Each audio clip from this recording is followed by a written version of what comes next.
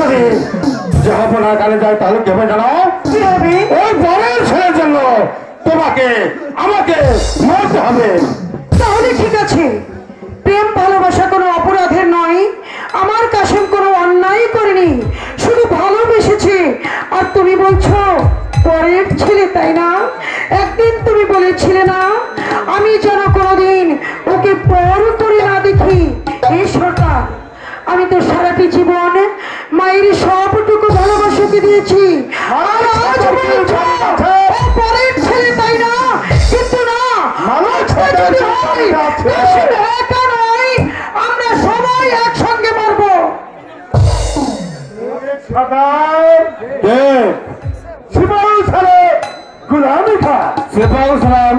আসুন আসুন গোলাম খাব, বসুন। আমি ব্যস্ত আসিনি। তাহলে কিসের জন্য এসেছেন? আমি এসেছি আপনার ছেলেকে বাড়ি থেকে তাড়িয়ে দিয়ে এই রাজা আমির বাদশার আদেশ। আদেশ আমার একে মাত্র সন্তান আবু কাশেম কেমন অন্যায় করেছে, তার কারণে আমার একে মাত্র সন্তানকে বাড়ি হাতে তাড়িয়ে দিতে হবে। ছোট লোকের বাচ্চা হয়ে সে রাজকে ভালোবেসেছে, তাই তাই তো মনে রাখো। মনে ছোট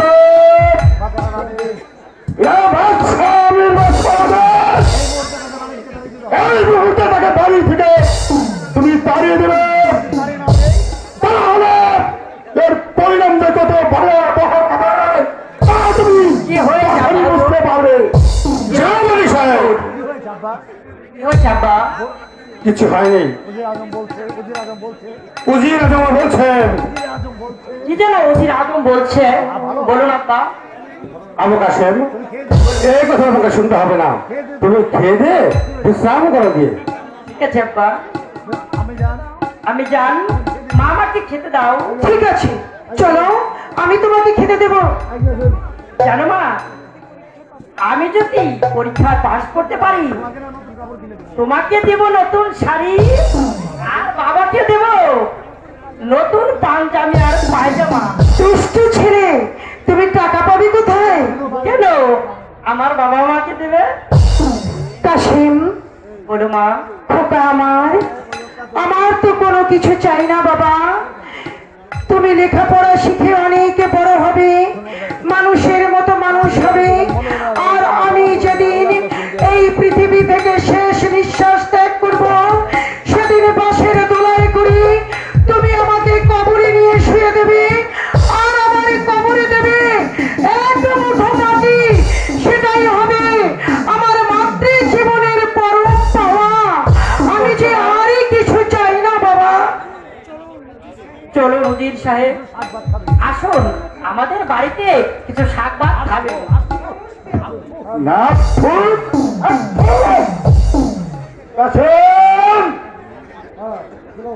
শোনো, আমার অনেক খোদা পেয়েছে। তুমি যে কথা বড় অপরাধ করেছ তা তুমি একটু পরেই টের পাবে। চলো কাশেম, তাই শর্মা।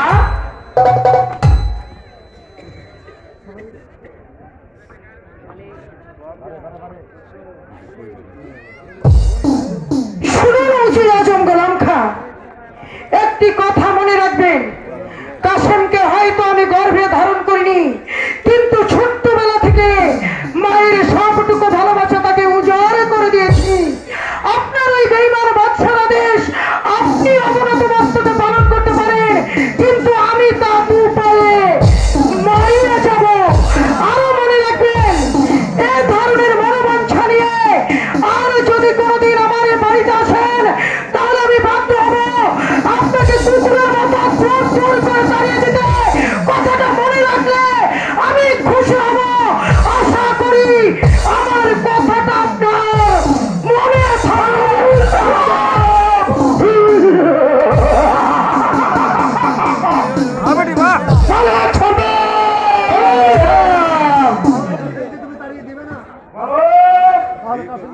তুমি কাশেমকে তাড়িয়ে দিবে না। আমাদেরকে সরকার এক কথা মানুষ, সে যখন বলেছে তার সন্তানকে সে তাড়িয়ে দেবে না, তাহলে সে কোনদিন তার সন্তানকে তাড়াবে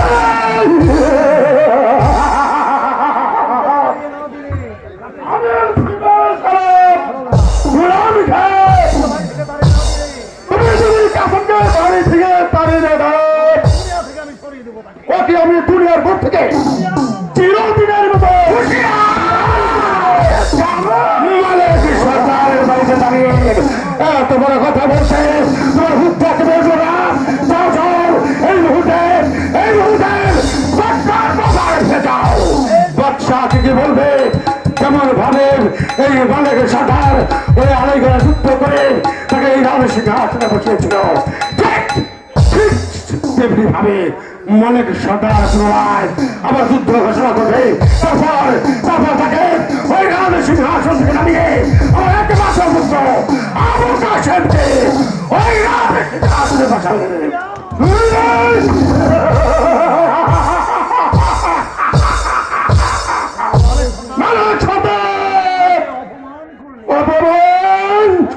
তুমি আমাকে যেভাবে অপমান করলে, তুমি মনে রাখো আমি শিবল ছাড়া গুলামি খা বেরিয়ে যান আমার বাড়ি থেকে।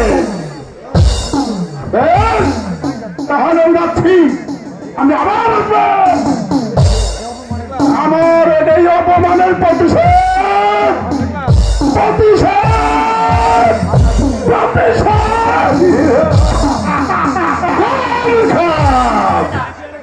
আমি আবারও বলছি একই কথা, আমার বাড়িতে দাঁড়িয়ে বারবার উজ্জ্বল করবেন না। বেরিয়ে যান, আমার বাড়ি যান। আমি যাচ্ছি, আমি যদি এই প্রাসাদে আবার আসি তাহলে আপনার ছেলে কাসেমকে আমি চিন্তা হুশিয়ার গোলাম খা, বেরিয়ে যাও, বেরিয়ে যাও। তোমার তোমার স্পর্ধার ওই সরকারটিকে তোমার করে দিয়েছে বলে আজ তুমি তাকে না, ওই সন্তানটিকে যখন আমার নিজের সন্তানের নেয় আমি অনুসরণ করেছি, ওই সন্তানটিকে আমি কোনদিন তাড়িয়ে দেবো না। প্রয়োজন হয় আমি আপনার বিরুদ্ধে যুদ্ধ ঘোষণা করবো। আপনাকে ওই রাজ্য সিংহাসন থেকে নামিয়ে আমার একটা রাজ্য সন্তান আমার সঙ্গে ওই সিংহাসনে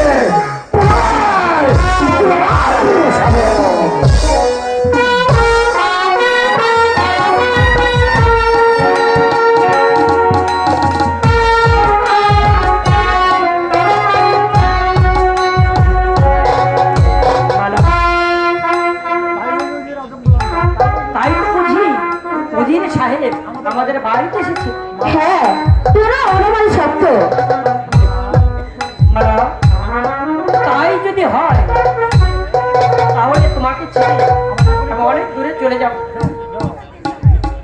হ্যাঁ মালা, আপনি কোথায় যাবেন স্বামী? যেখানে যেখানে প্রেম কি ভালোবাসা নেই, যেখানে থাকার চাই সেখান থেকে চলে যাওয়ার ভালো মালা। আমি অনেক দূরে চলে যাবো মালা।